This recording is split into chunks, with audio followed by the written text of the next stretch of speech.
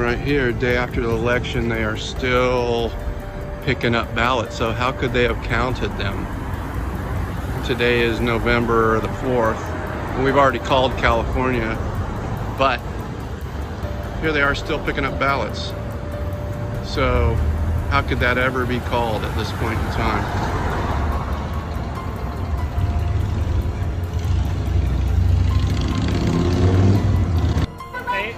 The polling center where they're counting the votes, where people are just dumping piles and piles of tablets on the top of the table, and a handful of people are looking through them. There's supposed to be 5 people there. There's not 5 people. Sometimes there's only 3 people. So when people are taking pictures of this, they're taking big, like cardboard pieces of paper and holding them up so you can't see what's going on inside. It's complete chaos, but most importantly, they don't tell us how many GOP people are in there. They're only going by the register that people sign in this morning. Nobody was told to sign out when you leave. So it's So they won't let any GOP people in because the GOP people were not told to sign out. Exactly. That's the scam. This is not a fair election. This is a joke. This is bullying. This is intimidation. This is steal the election however you can. I'm tired. I hope you are too. I'm wondering what's going on here. Steve has a fit about something.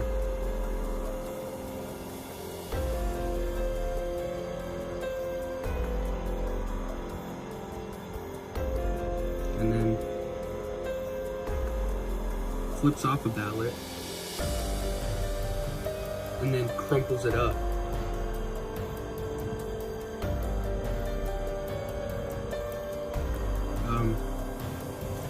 That's not voter fraud. I don't know what is.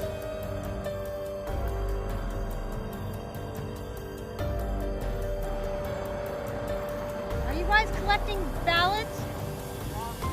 I thought they collected them all. I just want to document. How much? Wait, but how come they already called the state? Because these are mail-in ballots. Are there a ton in there? Yeah. All right, are you collecting from a lot of places? Yeah. Yeah. All right, I'll just document. Thank you guys. Thank you. Are you guys official election guys?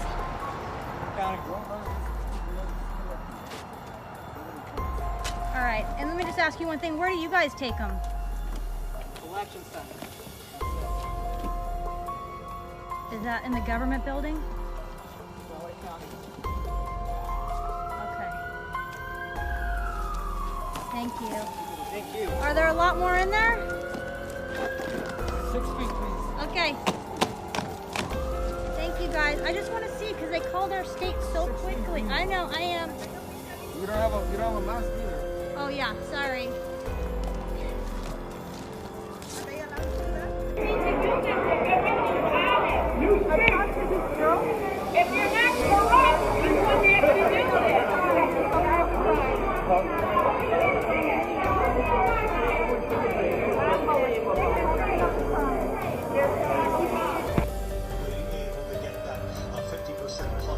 threshold that Georgia requires in order to win the election outright. We also knew that Democrats had coalesced around Raphael Warnock, but we did not know what the second candidate would be because the Republican candidates were divided. In fact, there was a bitter fight going on between Kelly Loeffler and Doug Collins.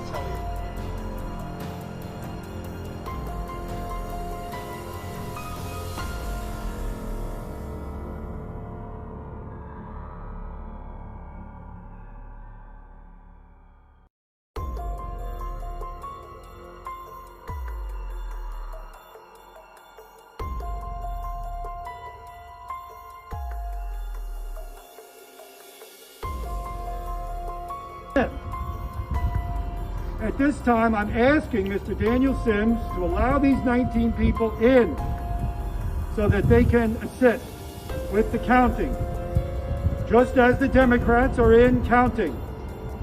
Now, Mr. Sims has said that there are COVID rules that he cannot break, and therefore he's not allowing these people in. If that is the case, let's take 10 or 12 or 15 Democrats out and let 10 or 12 or 15 or 19 Republicans in. Cooperative and patient. And they merely want their opportunity to help count. and watch the counting. And everyone in this country now knows that overnight, 200,000 votes were suddenly appeared in the city of Detroit. That's a lot of counting. And if there's 19 Democrats down there that are counting, it's only fair that 19, now the number looks to be about 25, should be permitted to go down and count just like the Democrats.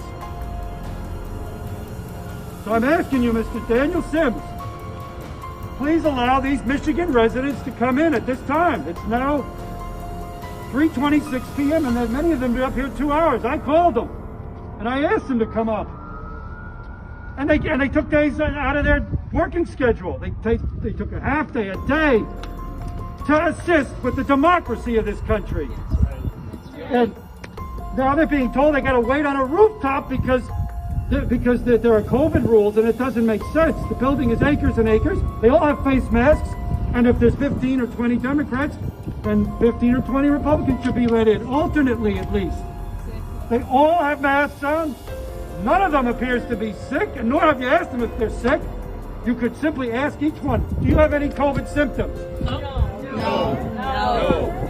Come in and say they are not being allowed. I would like to propose that they take a head count, how many Democrats are counting versus how many Republicans, let's even that up.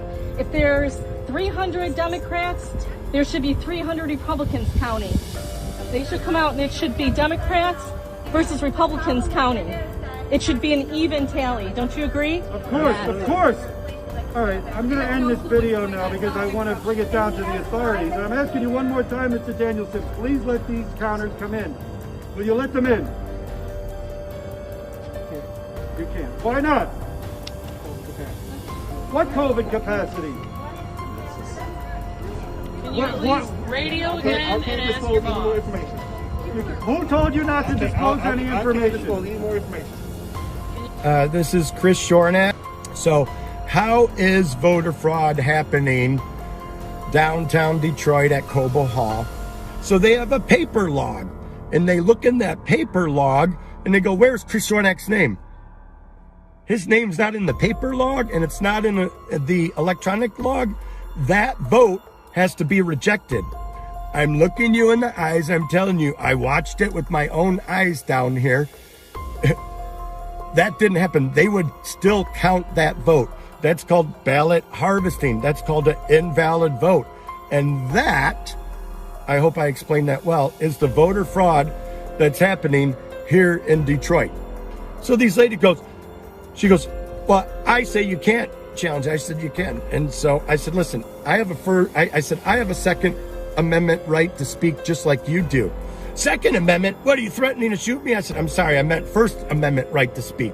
And so they go get 3 police officers and they come over and they sequester and arrest me.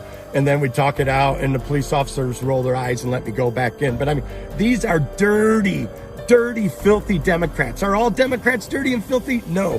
The ones in there, filthy, dirty. And you could talk to 100 other poll workers like me. I'm not even registered as a Republican. I went in with the nonpartisan and they're giving me hell. They're like, how dare you challenge anything? And half of those people in there don't even know how the election process works. It's a good process, folks. It's not complicated. People who like systems, checks and balances, has a really good system. But the gatekeeper is you don't go past the gate unless you can verify that ballot. And I'm telling you, there's at least 8,000 ballots that are not verifiable, and they're just shoving them through. They're just shoving them through. So